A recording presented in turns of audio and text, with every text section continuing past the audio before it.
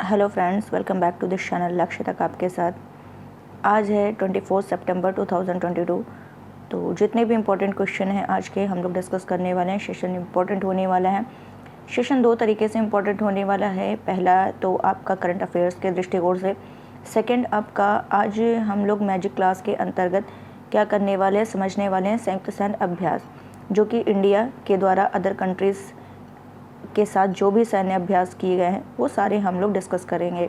Bihar PCS जो exam देने जा रहे हैं वो इस लेक्चर को देख करके जाइएगा, पूरा मत देखिए क्योंकि समय नहीं होगा आपके पास। तो लास्ट का जा करके आप करंट अफेयर्स के बाद का जो पार्ट होगा वो आप ज़रूर इसका देख लीजिएगा, ताकि इधर जो हुए हैं ये भी हम लोग डिस्कस करने वाले हैं, बाकी पहले का भी। तो कोई भी अगर मैच द फॉलोइंग में आ जाता है तो आप उसको कर सकते हैं। तो इसीलिए इसको देख कर जाइएगा, हो सकता है आपका 2 नंबर इससे बन जाए। तो थोड़ा सा जब पता है कि आपको यहाँ से नंबर मिल सकते हैं तो क्यों ना हम थोड़ा टाइम दे सकते हैं। तो फास्ट मोड में जा करके प्लीज़ इसको देख लीजिएगा, ये आपके बेनिफिट के लिए ही है। तो चलिए सेशन को स्टार्ट करते हैं बिना लेट के हुए। तो पहले तो स्टार्ट करने से पहले ही आप क्या करिए, इसको लाइक कर दीजिए, क्योंकि आपके लिए इम्पोर्टेंट है, ये आपको पता है। तो जब आपको पता है तो लाइक करने में क्या हर्ज है। तो लाइक करिए, शेयर भी कर दिया करिए अगर पॉसिबल हो आपके लिए तो, और प्लीज़ नए व्यूवर्स इसको सब्सक्राइब कर दीजिए। चलिए सेशन को स्टार्ट करते हैं। स्टार्ट करने से पहले आज का जो मोटिवेशन कोट है वो हम लोग देख लेते हैं, उसके बाद आगे हम लोग कंटिन्यू करते हैं। क्या कह रहा है, एक सपने के टूटकर चकनाचूर हो जाने के बाद दूसरा सपना देखने के हौसले को जिंदगी कहते हैं, लाइफ कहते हैं। एक बार हम फेल होते हैं तो इसका मतलब थोड़े ना है कि दोबारा हम कोशिशें ना करें, दोबारा हम सपने ना देखें कि हमारा सपना पूरा हो सकता है। सपने अगर देखते हैं तो टूटेगा भी, कोई बात नहीं है, लेकिन हमें हौसला रखना है कि हम आगे बढ़ सकते हैं। हमें सपना देखना है और आगे उस पर मेहनत भी करना है, जुनून के साथ लगे रहना है, दृढ़ निश्चय के साथ लगे रहना है, और हमारा क्या जो मेहनत होगा वो सफलता तक हमें ज़रूर पहुंचाएगा। तो इसके लिए क्या करना है, आपको बस खाली आपको सफलता तक पहुंचने के लिए आपको मात्र क्या करना पड़ेगा, कठिन परिश्रम करना पड़ेगा। यही, क्योंकि सफलता तक पहुंचने के लिए कोई शॉर्टकट नहीं है, कोई शॉर्टकट दरवाज़ा नहीं कि डायरेक्ट आप पहुंच जाइए। इसके लिए आपको मेहनत के साथ ही जाना पड़ेगा। और आप हमेशा अपने मन में रखिए, अपने माइंड में रखिए कि जब तक तोड़ेंगे नहीं तब तक छोड़ेंगे नहीं, यानी जब तक आपका लक्ष्य आपको मिल नहीं जाता तब तक आप छोड़िएगा नहीं। तो चलिए सेशन को स्टार्ट करते हैं और देख लेते हैं आज का इंपॉर्टेंट क्वेश्चन क्या है। बाकी जिसे भी हमारे टेलीग्राम चैनल से जुड़ना हो वो जा करके जुड़ सकता है। कई चैनल से आप अपने सुविधा अनुसार जा करके उससे जुड़ सकते हैं। बाकी जिसे हमारे इंस्टाग्राम से जुड़ना वो भी जुड़ सकता है। सभी की लिंक आपको इस चैनल के डिस्क्रिप्शन बॉक्स में मिल जाएगी। तो चलिए देख लेते हैं आज का पहला क्वेश्चन क्या कह रहा है। पहले तो इसको कलर में चेंज कर लेती हूँ। कह रहा है, चर्चा में रहा हेमकोश शब्दकोश किस भाषा का है। ये चर्चा में चल रहा है, हेमकोश शब्दकोश किस भाषा का है। तो किस भाषा का है, असमिया भाषा का है। स्टार बना लीजिए, हो सकता है एग्जाम में पूछा जा सके, तो आप इसको नोट कर सकते हैं और स्टार भी बना सकते हैं। हेमकोश शब्दकोश किस भाषा का, ये असमिया भाषा का है। ये जो हेमकोश है इसका अगर बात करें कि पहली बार इसका प्रकाशन कब हुआ था, पहली बार इसका जो प्रकाशन हुआ था वो हुआ था 1919 में। कब हुआ था, 1919 में, 1919 में हुआ था। किसके द्वारा हुआ था ये भी आपको जानना जरूरी है। हेमचंद्र बरुआ के द्वारा, हेमचंद्र बरुआ के द्वारा इसका पहली बार प्रकाशन 1919 में हुआ था। क्लियर।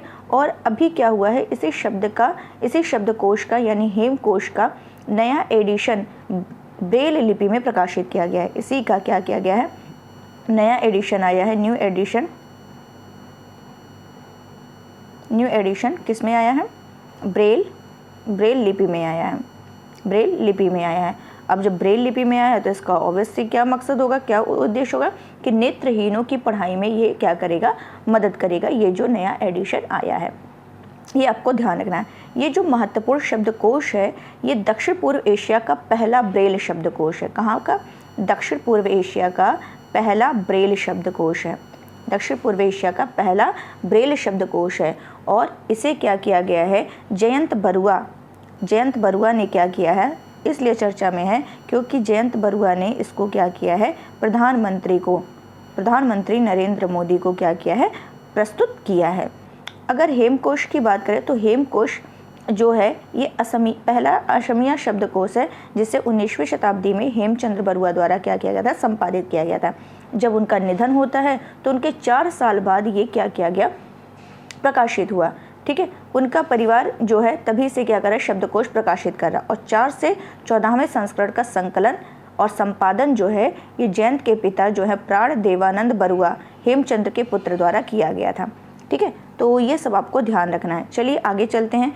इसमें जो अगर बात करें कि जो ऑक्सफोर्ड संस्करण है उसके बाद यह डिक्शनरी ब्रेल में पहला पूर्ण भाषा शब्दकोश होगा। ऑक्सफोर्ड संस्करण के बाद ये जो डिक्शनरी होगी, हेमकोश शब्दकोश होगी, ये ब्रेल में पहला पूर्ण भाषा शब्दकोश होगा। तो इतना आपको ध्यान रखना है मेन चीज़ कि ये ब्रेल संस्करण अभी इसका नया एडिशन आया है और असमिया भाषा में है, और इसका पहला प्रकाशन जब हुआ था 1919 में हेमचंद्र बरुआ के द्वारा हुआ था। ये 3-4 फैक्ट आपको ध्यान रखने हैं। और अगर ब्रेल की बात अब मैंने कर ही दी है तो लगे हाथ ये भी जान जाइए कि जो ब्रेल दिवस है, विश्व ब्रेल दिवस, ये कब मनाया जाता है, ये कब सेलिब्रेट होता है, तो आपको ध्यान रखना है 4 जनवरी को सेलिब्रेट होता है। आई थिंक क्लियर हो गया होगा। चलते हैं नेक्स्ट क्वेश्चन की तरफ। कह रहा है ई-कॉमर्स कंपनी अमेज़ॉन ने भारत में अपना पहला सौर ऊर्जा संयंत्र किस राज्य में स्थापित करने की घोषणा की है। तो अमेज़ॉन के जो संस्थापक है वो कौन है, जेफ बेजोस हैं। जेफ बेजोस, इतना आपको खाली ध्यान रखना है कि जेफ बेजोस हैं यहाँ के संस्थापक, और इन्होंने ही अपना पहला जो सौर ऊर्जा संयंत्र है ये राजस्थान में स्थापित करने की घोषणा की है। और ये जो सौर ऊर्जा संयंत्र होगा इसकी जो क्षमता होने वाली है वो होगी 420 मेगावाट की, 420 मेगावाट की। बस इतना आप ध्यान रखिए। आगे चलते हैं नेक्स्ट क्वेश्चन की तरफ। नेक्स्ट क्वेश्चन हमारा कह रहा है 21 सितंबर, मोस्ट इंपॉर्टेंट क्वेश्चन, स्टार बनाइए। 21 सितंबर 2000, किसी ना किसी एग्जाम में आपको तो 100% ये क्वेश्चन छपा मिलेगा, ये श्योर है, गारंटी दे रहे हैं, इसलिए इसको स्टार बना करके छापिए। 21 सितंबर 2022 को REC, मैं यहाँ लिख दे रही हूँ REC, क्या REC, इसको महारत्न कंपनी का दर्जा दे दिया गया। चलिए ठीक है, दे दिया गया। अब बताइए कि भारत में कुल कितनी महारत्न कंपनियां हैं, तो कितनी है टोटल, 12 हो गई हैं। पहले 11 थी, नाउ 12। ठीक है, अब 12 हो गई है। तो ये जो REC है, चलिए अब समझ लेते हैं कि REC का फुल फॉर्म क्या है। REC का फुल फॉर्म है रूरल इलेक्ट्रिफिकेशन, रूरल इलेक्ट्रिफिकेशन, ठीक है, ये एंड कॉरपोरेशन, ये इसकी क्या है, फुल फॉर्म है। REC की फुल फॉर्म है रूरल इलेक्ट्रिफिकेशन कॉरपोरेशन। अगर REC की बात की जाए कि ये कब स्थापित हुआ था, अगर इसकी स्थापना की बात की जाए तो ये 1969 में हुआ था, 1969 में ये स्थापित हुआ था। किस उद्देश्य के साथ हुआ था कि क्या करना है, इलेक्ट्रिसिटी का, विद्युत का क्या करना है, वित्त पोषण करना है और इसका विकास करना है। किस उद्देश्य के साथ इसकी स्थापना हुई थी कि विद्युत का वित्त पोषण करना है और इसका विकास करना है। आई थिंक इतना क्लियर आपको हो गया होगा।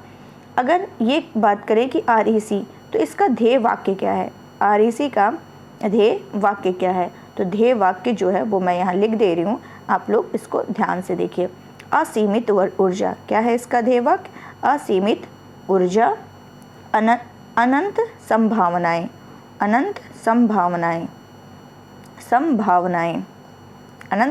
असीमित ऊर्जा, अनंत संभावनाएं, ये इसकी क्या है, ध्येय वाक्य है। तो REC को क्या किया गया है, महारत्न का दर्जा दे दिया गया है। अब टोटल कितने महारत्न हो गए हैं भारत में, 12 महारत्न हो गए हैं। तो जब 12 हो गए हैं तो इसके पहले 11 थे, तो उसको भी डिस्कस करना जरूरी है, बिल्कुल जरूरी, क्योंकि पूछ लेता है कि बताइए इनमें से कौन से महारत्न कंपनियां हैं। उनमें से कुछ नवरत्न कंपनियों का नाम दे दिया जाएगा और 3-4 जो होंगे महारत्न कंपनी। तो उसमें आप एक बार जब पढ़े रहेंगे तो आपको क्लियर हो जाएगा कि हाँ ये महारत्न है या नवरत्न है। पहले ये जो महारत्न का दर्जा होता है ये कैसे मिलता है, इसकी क्या कंडीशन होती है, पहले ये डिस्कस कर देते हैं। उसके बाद आपको उन 11 के नाम और ये इसको मिला करके 12 का नाम काउंट करा देते हैं आपको। जो महारत्न कंपनियां होती हैं उससे ये महारत्न का दर्जा किस कंपनी को दिया जाएगा, उस कंपनी को दिया जाएगा जिसने क्या किया है, जिसने लगातार 3 वर्षों में क्या किया है, 5,000 करोड़ रुपए से अधिक, लगातार 3 वर्षों में 5,000 करोड़ रुपए से अधिक का शुद्ध लाभ प्राप्त किया हो। समझ में आ गया होगा कि लगातार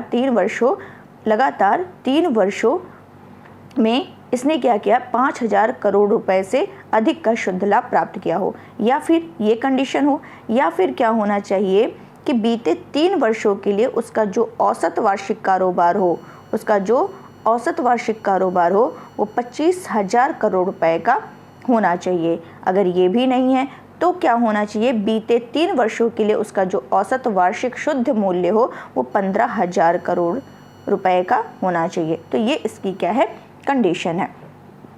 चलिए देख लेते हैं कि टोटल कितनी महारत्नें, 12 हो गई हैं। तो पहली कौन सी है, मैं बोलूँगी, आप लोग ध्यान से सुनिएगा, लिखूँगी नहीं क्योंकि टाइम ज़्यादा लेता है। तो जो पहली महारत्न कंपनी है, आपको ध्यान रखना है, अब पहली, दूसरी, तीसरी ये क्रमशः नहीं है, मैं बता रही हूँ क्योंकि मुझे क्रमशः याद भी नहीं है, मैं आपको ऐसे बता रही हूँ, आपको टोटल ध्यान रखना कि हाँ ये है, ठीक है। तो चलिए, पहला आपका है Bharat Heavy Electricals limited. Bharat Heavy Electricals limited, इसको भेल भी कहते हैं, भेल, शॉर्ट में इसको भेल कहते हैं, भारत हैवी इलेक्ट्रिकल्स लिमिटेड, ठीक है। तो भेल, पहला क्या हो गया, भेल हो गया। तीसरा, सेकंड आपको याद रखना है कोल India limited, Coal India limited. Third आपको याद रखना है भारत पेट्रोलियम कॉर्पोरेशन लिमिटेड। चौथा आपको ध्यान रखना है गेल इंडिया लिमिटेड। पांचवा जो है आपका IOCL, मतलब कि Indian Oil Corporation of India. और क्या ध्यान रखना है, हिंदुस्तान पेट्रोलियम कॉरपोरेशन लिमिटेड। तो ये आपको ध्यान रखना है। और राष्ट्रीय ताप विद्युत निगम लिमिटेड, रिपीटिंग, राष्ट्रीय ताप विद्युत निगम लिमिटेड। और क्या है 8वें नंबर का, steel authority of India limited.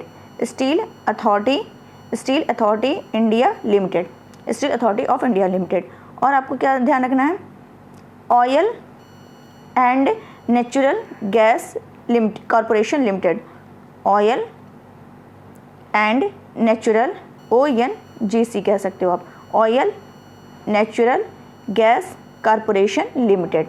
Clear. Power Grid Corporation of India limited, ये ध्यान रखना है 10वें नंबर का। और आपको क्या ध्यान रखना, पावर फाइनेंस कॉरपोरेशन। एंड 12वां जो अभी है वो है REC। तो टोटल मैंने आपको बता दिया, मैं एक बार फिर से बोल दे रही हूँ, फटाफट आप उसको सुन लीजिए।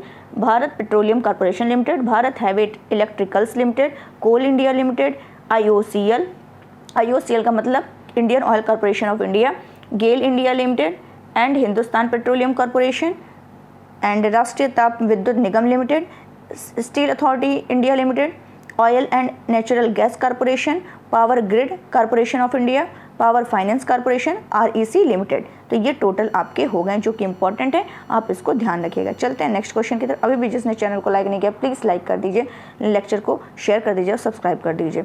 नेक्स्ट क्वेश्चन है, उच्चतम न्यायालय ने भारतीय ओलंपिक संघ के संविधान में संशोधन और निर्वाचक मंडल तैयार करने के लिए किसे नियुक्त किया है। तो उच्चतम न्यायालय ने, सुप्रीम कोर्ट ने भारतीय ओलंपिक संघ के संविधान में संशोधन करने के लिए और निर्वाचक मंडल तैयार करने के लिए किसे नियुक्त किया है। तो किसे नियुक्त किया है गाइस, उनका नाम है न्यायमूर्ति L नागेश्वर राव।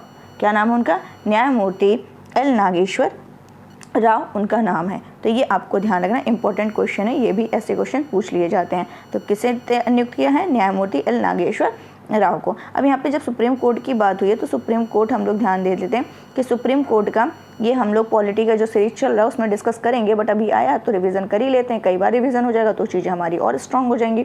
तो जो सुप्रीम कोर्ट है इसका जो किस अनुच्छेद से किस अनुच्छेद तक इसका उल्लेख है, तो 124 से लेकर के 147 तक इसका क्या है, उल्लेख है। यहाँ पर इनकी शक्तियाँ, संरचना, सारी चीज़ें इसमें आपके दी गई हैं, ठीक है। तो 124 में क्या है, सुप्रीम कोर्ट है, और 124 से लेकर 147 के तक क्या है, सुप्रीम कोर्ट के बारे में जितनी भी चीज़ें हैं सब यहाँ पे दिया गया। चलिए ये बताइए, अभी हाल ही में CJI किसे नियुक्त किया गया, अभी करंट अफेयर्स में मैंने डिस्कस किया था एक हफ्ते पहले, तो बताइए कौन है। तो मैं बता दे रही हूँ,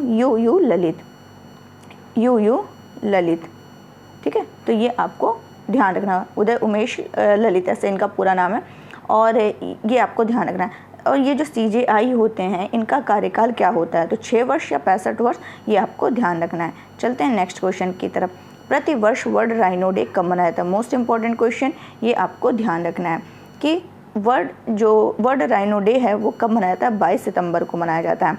कब मनाया जाता है? ये है राइनो, ये कब मनाया जाता है? 22 सितंबर को मनाया जाता है, 22 सितंबर को। क्लियर? अब ये जो मनाया जाता है तो इसमें क्यों मनाया जाता है? तो ये जो 22 सितंबर को जो मनाया जाता है, इसमें गैंडे जो होते हैं उनकी 5, अभी प्रेजेंट टाइम में जो है, प्रेजेंट टाइम में इनका क्या है, 5 प्रजातियां मौजूद हैं।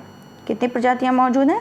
5 प्रजातियां इसकी मौजूद हैं। ठीक है, प्रेजेंट टाइम में इसकी 5 मौजूदा प्रजातियां जो हैं ये मौजूद हैं। तो इन 5 प्रजातियों के संरक्षण के लिए, इनके संरक्षण के प्रति जो है जागरूकता बढ़ाने के लिए, इनके संरक्षण के प्रति जागरूकता बढ़ाने के लिए क्या किया जाता है?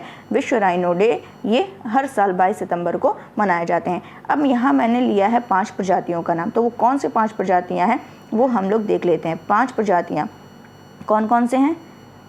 है एक black rhino, black rhino. Second आपका है white rhino, white rhino. Third आपका है greater one horned rhino. Fourth आपका है सुमात्रन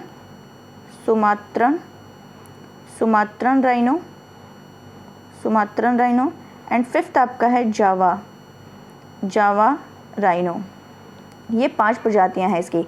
फिर से बोल रही हूँ, black rhino, second white rhino, third greater one horned rhino, fourth Sumatran rhino, fifth जो है जावा राइनो। तो ये जो विश्व राइनो दिवस है ये आपने नोट कर लिया होगा, उम्मीद है। इसको इरेज करते हैं।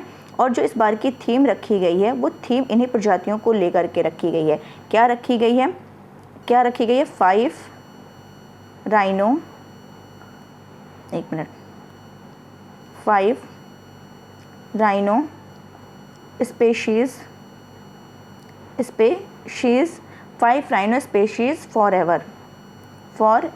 ये इसकी क्या रखी गई? इस बार की थीम रखी गई 5 राइनो स्पेसीज़ फॉर एवर। इसी थीम के तहत ये क्या है, इस बार मनाया गया है। और इस दिन का जो लक्ष्य है वो गैंडों को उनके जीवन के लिए जो खतरा है उससे उनको बचाने की आवश्यकता के बारे में जागरूकता बढ़ाने के लिए ये क्या किया गया, मनाया जाता है। क्योंकि गैंडे जो हैं लगातार क्या है, गंभीर खतरे में हैं। गैंडे जो हैं लगातार क्या है, गंभीर खतरे में हैं। ये आपको ध्यान रखना है। अगर देखा जाए तो ये जो गैंडे हैं, ये अगर ये पूछ ले कि भारत में ये कहाँ पाए जाते हैं, तो भारत में असम में, ये क्वेश्चन पूछा तब ये एक सिंग वाला गैंडा कहाँ पाया जाता है, तो असम का जो काजीरंगा नेशनल पार्क है, असम का काजीरंगा जो नेशनल पार्क है वहाँ एक सींग वाला गैंडा पाया जाता है। जो थर्ड प्रजाति मैंने बताई थी ग्रेटर वन हॉर्न्ड राइनो, यहाँ पे तीसरी जो प्रजाति थी एक सींग वाले गैंडे की, वो असम के काजीरंगा नेशनल पार्क में पाई जाती है। और ये भी ध्यान रखना है कि ये जो राइनो होता है ये कैसा होता है, शाकाहारी। कैसा होता है, शाकाहारी। ये भी आपको ध्यान रखना है। और ये वर्ल्ड राइनो डे कब से स्टार्ट हुआ था मनाया जाना, तो 2010 से ये स्टार्ट हुआ था मनाया जाना। ये भी आपको ध्यान रखना है। अगर ये पूछ ले कि पहला भारत का राष्ट्रीय राइनो संरक्षण केंद्र कहाँ स्थापित हुआ है, तो कहाँ हुआ है, इसका आपको कमेंट बॉक्स में रिप्लाई करना है। ये मैं आपको आंसर नहीं बताऊंगी, कुछ चीज़ें आप भी बताया करिए। तो ये आपको बताना है कि भारत का पहला राष्ट्रीय राइनो संरक्षण केंद्र स्थापित कहाँ किया गया है। भारत का पहला राष्ट्रीय राइनो संरक्षण केंद्र कहाँ स्थापित किया गया है, तो ये ज़रूर आंसर दीजिएगा। ये आपके लिए क्वेश्चन है, आज का होमवर्क है। चलिए नेक्स्ट क्वेश्चन है, भारत में 1098 हेल्पलाइन नंबर निम्न में से किससे संबंधित है। ये आज के द हिंदू से मैंने ये क्वेश्चन उठाया हुआ है। वहाँ पर आया होता है कि 1098 हेल्पलाइन नंबर निम्न में से किससे संबंधित है। तो यह किससे संबंधित है, बच्चों की हेल्पलाइन से संबंधित है। बच्चों के हेल्पलाइन से संबंधित है। चलिए यहाँ पे कुछ दिए हैं, ये हम लोग पढ़ लेते हैं फटाफट। जो 100 है, ये तो लगभग सबको पता होगा कि आपराधिक मामले या अपराधियों से संकट से घिरे होने की स्थिति में इस नंबर को कॉल करने से तुरंत जो नज़दीकी पुलिस होती है वो आपको सहायता के लिए मिल जाएगी। तो 100 डायल नंबर।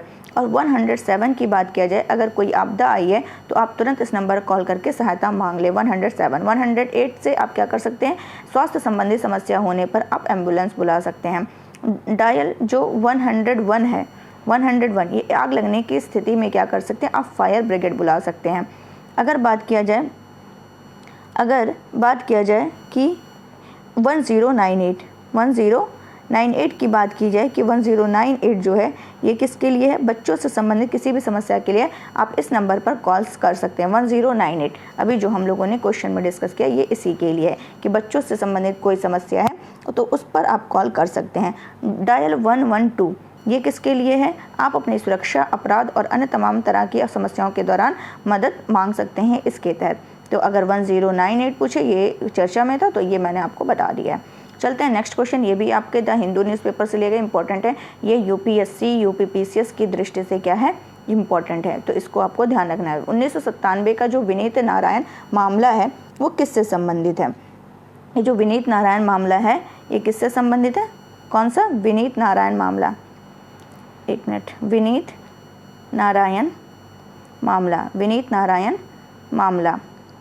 तो जो विनीत नारायण मामला बनाम भारत संघ मामले में 1997 में सुप्रीम कोर्ट का फैसला आता है कि जिसे जैन हवाला मामले के रूप में भी जाना जाता है। किस रूप में भी जाना जाता है, जैन हवाला मामले के रूप में भी इसे जाना जाता है। इसका उद्देश्य क्या था, सीबीआई निदेशक को बाहरी हस्तक्षेप से बचाना और पद को अधिक पारदर्शी बनाना। सीबीआई निदेशक को बाहरी हस्तक्षेप से बचाना और उस पद को अधिक पारदर्शी बनाना था। ये इसमें क्या है, ये मामला जो आया है इसी के लिए था। आई थिंक क्लियर हो गया होगा, सीबीआई में सुधार से संबंधित था। चलते हैं नेक्स्ट क्वेश्चन की तरफ। हाल ही में किस राज्य सरकार ने भारत का पहला डुगोंग कंजर्वेशन रिजर्व को अधिसूचित किया है, कहाँ पर किया है कि ये डुगोंग कंजर्वेशन रिजर्व को अधिसूचित किया है, भारत का पहला। मोस्ट इंपॉर्टेंट क्वेश्चन, ये भी आपके एग्जाम में छपेगा। तो कहाँ किया है, तमिलनाडु में। तो तमिलनाडु में देश का पहला डुगोंग संरक्षण अभ्यारण्य को क्या किया गया है, अधिसूचित किया गया है। इसका क्यों किया गया, इसका उद्देश्य क्या है, क्या पर्पज़ है, तो जो लुप्त प्राय प्रजाति उसी का क्या करना है, संरक्षण करना है। इसका उद्देश्य क्या है, लुप्त प्राय प्रजाति का क्या करना है, संरक्षण करना है। इससे क्या होगा, जो समुद्री जीव हैं उनके संरक्षण में क्या मिलेगी, मदद मिलेगी। और इस अभ्यारण्य को कहाँ अधिसूचित किया गया है, तो पाक की खाड़ी में। कहाँ पर किया गया है, ये भी ध्यान रखिएगा, कहाँ पर किया गया है, पाक की खाड़ी में किया गया है। तो इसको भी आप क्या करिए, तमिलनाडु के पाक की खाड़ी में ये क्या किया गया है, अधिसूचित किया गया है। और ये जो था कि राज्य सरकार जो थी तमिलनाडु की, उसने सितंबर 2021 में विधानसभा में घोषणा की थी कि जो डुगोंग है, डुगोंग को समुद्री गाय कहते हैं, सी काऊ कहते हैं, समुद्री गाय यानी कि सी काऊ, ये भी ध्यान रखिएगा, सी काऊ कहते हैं। तो इन प्रजातियों को और इनके और समुद्री प्रवास के संरक्षण के लिए क्या किया जाएगा, एक अभ्यारण्य तमिलनाडु के तट पर, यहाँ पर पाक की खाड़ी में एक अभ्यारण्य स्थापित किया जाएगा। सितंबर 2021 में ही कहा गया था। तो इसी के तहत क्या किया गया है, ये स्टार्ट किया गया है। और डुगोंग जो है सबसे बड़ा शाकाहारी, ये जो डुगोंग है, ये क्या है, शाकाहारी समुद्री स्तनधारी है, सबसे बड़ा शाकाहारी समुद्री स्तनधारी है। ये भी आपको ध्यान रखना है। सारे पॉइंट मैं एक एक करके बता रही हूँ ताकि कोई भी क्वेश्चन आपका स्किप ना होने पाए, तो ये आपको ध्यान रखना है। अगर डुगोंग कंजर्वेशन रिजर्व के बारे में बात किया जाए, इसके रिजर्व के बारे में बात करें तो ये तमिलनाडु के तंजावुर, मैं फिर से इसको यहाँ लिख दे रही हूँ जगह खाली करके, कि तमिलनाडु के तंजावुर और थोड़ा नाम टफ है, मैं लिख दे रही हूँ, पुदुकोट्टई, ये टा, आधा टा और फिर टा है। पुदुकोट्टई जिले के जो तटीय भाग हैं उनको शामिल करते हुए पाक की खाड़ी में इस रिजर्व को स्थापित किया गया है। और ये जो कंजर्वेशन रिजर्व है ये 448 वर्ग किलोमीटर क्षेत्र में क्या हुआ है, फैला हुआ है। और इसकी जो पहल है सितंबर 2021 में ही की गई थी। तो इससे संबंधित जितने भी फैक्ट थे वो मैंने आपको क्लियर कर दिए हैं। चलते हैं नेक्स्ट क्वेश्चन की तरफ। 21 सितंबर 2022 को किसे एशिया पाम ऑयल अलायंस का पहला अध्यक्ष चुना गया है। तो किसे, इस क्वेश्चन को भी बहुत डीपली हम लोग डिस्कस करने वाले हैं, इंपॉर्टेंट क्वेश्चन है। अब किसे चुना गया, इससे संबंधित भले ना क्वेश्चन आए कि किसे चुना गया, बल्कि इससे रिलेटेड और भी क्वेश्चंस बन सकते हैं, इसलिए हम लोग बहुत डीपली इसको डिस्कस करेंगे। किसे एशिया पाम ऑयल अलायंस का अध्यक्ष चुना गया, तो अतुल चतुर्वेदी को चुना गया। किसे चुना गया, अतुल चतुर्वेदी को इसका पहला अध्यक्ष, ये पहला है तो इसलिए क्वेश्चन तो बन ही जाएगा, पहला अध्यक्ष अतुल चतुर्वेदी। तो कैसे याद रख सकते हैं कि ए से शुरू हो रहा है, ए से अतुल चतुर्वेदी को ही चुना गया है। ये जो पाम दक्षिण एशिया, मैं यहाँ नाम लिख रही हूँ, दक्षिण एशिया, भारत, पाकिस्तान, बांग्लादेश, श्रीलंका, नेपाल, ये नेपाल के ये जो 5 ताड़ के तेल के आयात करने वाले देशों ने क्या किया है, ये पाम तेल को आयात करने वाले देश हैं, ये आपको ध्यान रखना है। और इसी के लिए इन सभी देशों ने क्या किया है, तेल आयात को, पाम के तेल आयात को टिकाऊ बनाने के लिए अभी क्या किया है, आगरा में ये APOA की स्थापना की क्या की है, घोषणा की है। जब इसकी स्थापना की घोषणा की गई है तो इसमें पहला अध्यक्ष कौन नियुक्त किया गया है, तो यही अतुल चतुर्वेदी किए गए हैं। ये APOA का उद्देश्य क्या है, तो इसमें उद्देश्य ये है कि जो ताड़ का तेल है यानी पाम ऑयल है, इसकी जो खपत करने वाले देश हैं उनके आर्थिक और व्यावसायिक हितों की क्या करना है, रक्षा करना है। और सदस्य देश जो हैं, जिसके नाम अभी यहाँ मैंने लिखे हैं, ये जो सदस्य देश हैं इनमें क्या करना है, जो पाम ऑयल है इसकी खपत बढ़ाने की दिशा में क्या करेंगे, ये सब मिल करके काम करने वाले हैं। और इसकी जो अगली बैठक नेक्स्ट ईयर जो होगी वो कहाँ पर होगी, इंडोनेशिया में होगी। कहाँ पर होगी अगली बैठक, इंडोनेशिया में होगी, ये आपको ध्यान रखना है। और अगर फैक्ट की बात करें तो जो भारत है वो एशिया और विश्व में ताड़ के तेल का सबसे बड़ा आयातक है। भारत जो है वो एशिया और विश्व में क्या है, पाम ऑयल का सबसे बड़ा क्या है, आयातक है, सबसे बड़ा आयातक है। और वैश्विक आयात का ये क्या करता है, 15% हिस्सा भारत आयात करता है। वैश्विक आयात का 15% हिस्सा ये आयात करता है। इसके बाद चीन है, उसके बाद चीन आयात करता है, फिर पाकिस्तान आयात करता है, फिर बांग्लादेश का स्थान है। तो आप सबसे बड़ा जो है भारत है, उसके बाद चीन है, क्रमशः 2 आपको ध्यान रखना है। अगर बात करें इंडोनेशिया और मलेशिया की, तो ये दोनों संयुक्त रूप से विश्व के 84% क्या करता है, पाम ऑयल का उत्पादन करते हैं। कौन, इंडोनेशिया और मलेशिया। इंडोनेशिया और मलेशिया जो हैं ये दोनों संयुक्त रूप से 84% जो हैं पाम ऑयल का उत्पादन करते हैं, जिसमें इंडोनेशिया में ये जो है सबसे बड़ा इसका क्या है, उत्पादक है। सबसे बड़ा उत्पादक जो है पाम ऑयल का ये इंडोनेशिया है। और भारत में पाम तेल का सबसे बड़ा जो उत्पादक है, भारत में अगर पूछा जाए कि कहाँ उत्पादन होता है, तो आंध्र प्रदेश है। उसके बाद सेकंड नंबर पर क्या है, तेलंगाना है, तेलंगाना। तो इससे संबंधित सारे मैंने बता दिए, आपको समझ में आ गया होगा। नेक्स्ट क्वेश्चन है, 22 सितंबर 2022 को रक्षा मंत्रालय ने सतह से सतह पर मार करने में सक्षम दोहरी भूमिका वाली ब्रह्मोस मिसाइल के लिए किसके साथ अनुबंध पर हस्ताक्षर किए हैं। तो किसके साथ किए हैं, BrahMos arrow space private limited के साथ किया है। तो ये जो ब्रह्मोस एरोस्पेस प्राइवेट लिमिटेड है, ये भारत और रूस के बीच क्या है, एक संयुक्त उद्यम है, जो नई पीढ़ी की सतह से सतह पर मार करने वाली मिसाइलों को बढ़ाने में क्या कर रहे हैं, योगदान दे रहे हैं। ये आपको ध्यान रखना है। करीब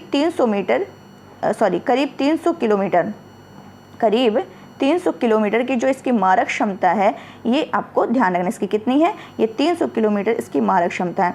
और ये अभी 1700 करोड़ रुपए के समझौते पर क्या किया गया है, ये हस्ताक्षर किया गया है। किसके लिए किया गया है, ब्रह्मोस मिसाइल के लिए। किसके लिए, ये जो है जो किया गया है 1700 करोड़ रुपए के समझौते पर हस्ताक्षर किया गया है, ये ब्रह्मोस सुपरसोनिक क्रूज मिसाइल की आपूर्ति के लिए इसी के साथ क्या किया गया, ब्रह्मोस एरोस्पेस लिमिटेड के साथ ये समझौते पर हस्ताक्षर किए गए।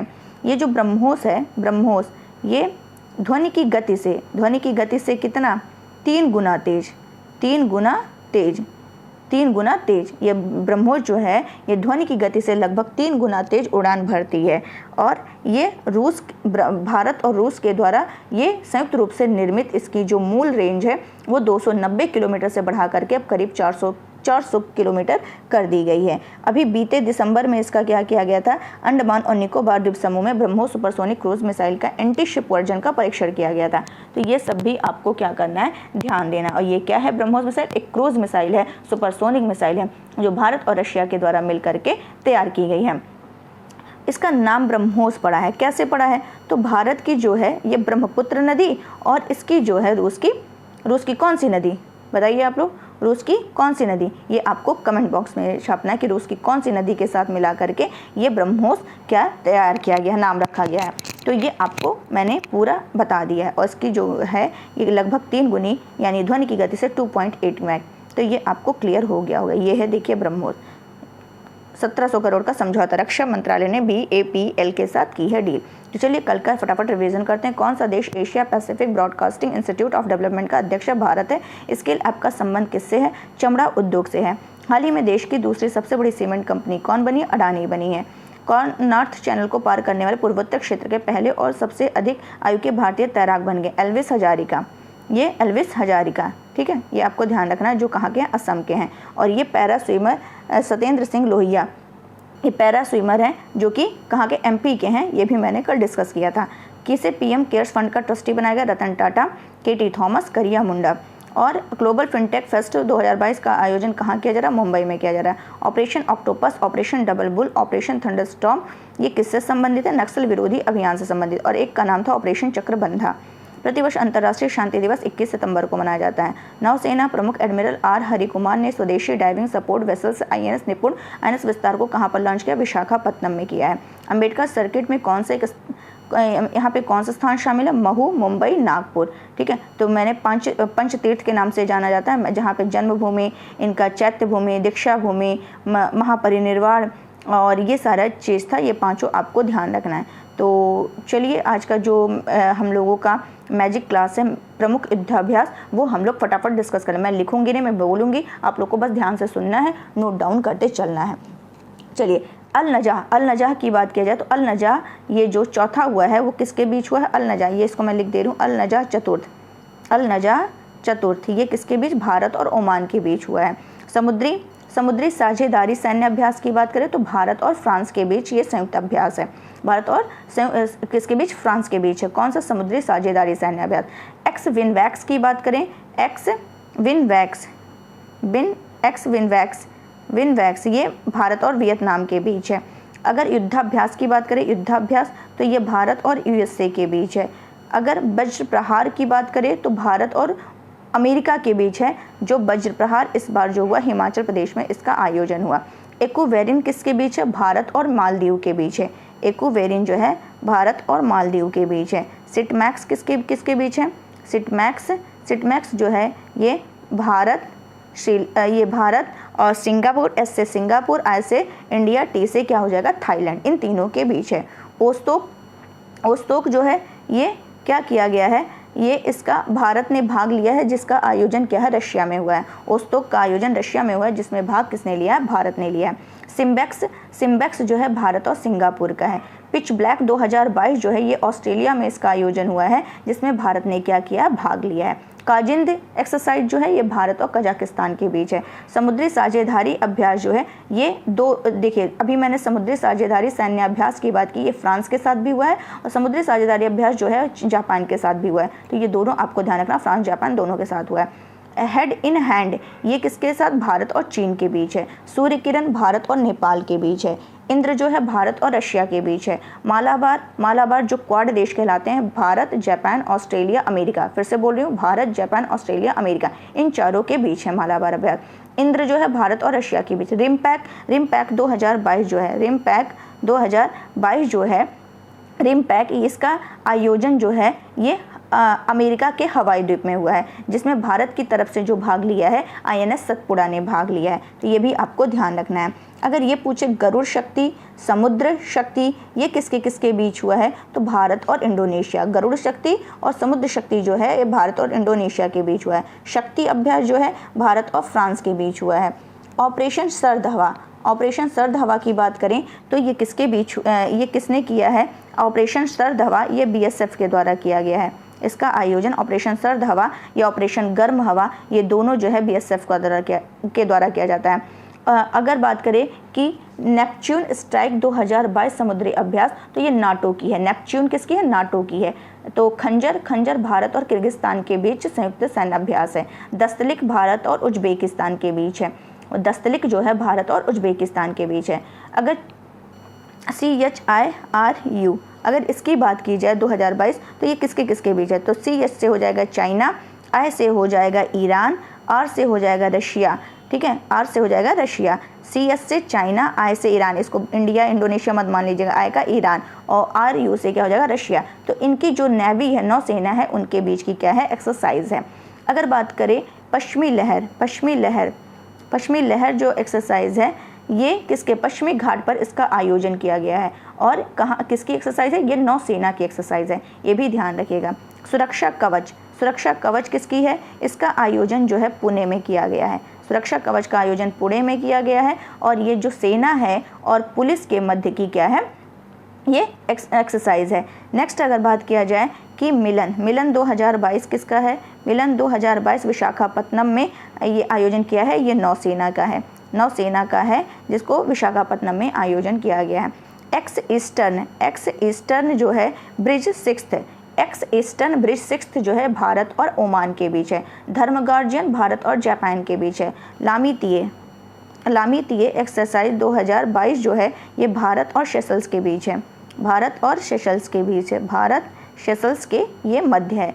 अगर स्लीनेक्स की बात की जाए, तो ये भारत और श्रीलंका के बीच है। वरुण शक्ति गरुड़ ये भारत और फ्रांस के बीच है। वरुण अभ्यास, शक्ति अभ्यास, गरुड़ ये तीनों भारत और फ्रांस के बीच है। बोंगो सागर नौसैनिक अभ्यास जो है भारत और बांग्लादेश के बीच है। वायु शक्ति 2022 जो है ये वायुसेना इसके अंदर शामिल है और इसका आयोजन पोखरण में किया गया है। ऑपरेशन देवी शक्ति किससे संबंधित है? अफगानिस्तान में जो फंसे हुए नागरिक थे उनको लाने के लिए ऑपरेशन देवी शक्ति का यूज़ किया गया था। ऑपरेशन गंगा, तो यूक्रेन में फंसे नागरिकों को, इस विद्यार्थियों को लाने के लिए ऑपरेशन गंगा चलाया गया था। और अगर एक्सरसाइज संप्रति अभ्यास की बात किया जाए तो ये भी भारत और बांग्लादेश के बीच है। ऑपरेशन परिवर्तन किससे संबंधित है? तो ये गांजे की खेती को रोकने के लिए संबंधित है। ऑपरेशन उपलब्ध जो है वो RPF के द्वारा चलाया गया है। रेलवे पुलिस फोर्स के द्वारा ऑपरेशन उपलब्ध चलाया गया है। किसके लिए? टिकट की जो कालाबाजारी है उसको रोकने के लिए। ऑपरेशन आहट किस लिए चलाया गया है? ये भी RPF के द्वारा चलाया गया है, तस्करी को रोकने के लिए चलाया गया है। ये आपको पूरा क्लियर हो गया होगा। तो अगर इतना आप लोगों ने पढ़ लिया तो उम्मीद है जितने भी इधर आने वाले क्वेश्चन है आपका इसमें से फंस जाएगा और आपके 2 से 4 नंबर जो है फिक्स हैं यहाँ से। तो चलिए आज के लिए बस इतना रखते हैं। उम्मीद है आपको सेशन अच्छा लगा हो, पसंद आएगा। तो प्लीज़, बहुत मेहनत लगती है गाइस, तो प्लीज़ आप शेयर कर दिया करिए, थोड़ा सपोर्ट बना रखिए। शेयर करिए, सब्सक्राइब करिए और लाइक करना तो बिल्कुल मत भूलिए। जितना आप लाइक करेंगे उतना ये वीडियो लोगों तक रीच होगी तो मुझे थोड़ी सी उम्मीद रहेगी कि हाँ मैं अच्छा कर रही हूँ और भी अच्छा कर सकती हूँ। तो जो भी हो आप प्लीज़ अपना फीडबैक दे दिया करिए। अगर थोड़ी कोई गलती है तो भी, और अच्छा लगे तो भी फीडबैक देंगे तो थोड़ा अच्छा लगता है। ठीक है, तो प्लीज़ इसको ज़्यादा शेयर करिए। तो आज के लिए बस इतना ही रखते हैं। कल आपका टेस्ट सीरीज़ नेक्स्ट आने वाला है और वो टेस्ट सीरीज़ जो मैं शेयर करूँगी कल, वो आपको क्या करना है, बिहार PCS जो देने जाने वाले हैं वो ज़रूर देख लें। क्योंकि कल का जो होगा उसमें जियोग्राफी, इकोनॉमी, आपका हिस्ट्री, पॉलिटी, ठीक है, और ये सारे लगभग सारे क्वेश्चंस मैं उसमें कंबाइन करके लाने वाली हूँ और लगभग 50 क्वेश्चन तो रहेंगे ही रहेंगे। तो कल का ज़रूर देखिएगा, बहुत ही फ़ायदा होने वाला है। तो चलिए आज के लिए बस इतना ही रखते हैं। Thank you so much.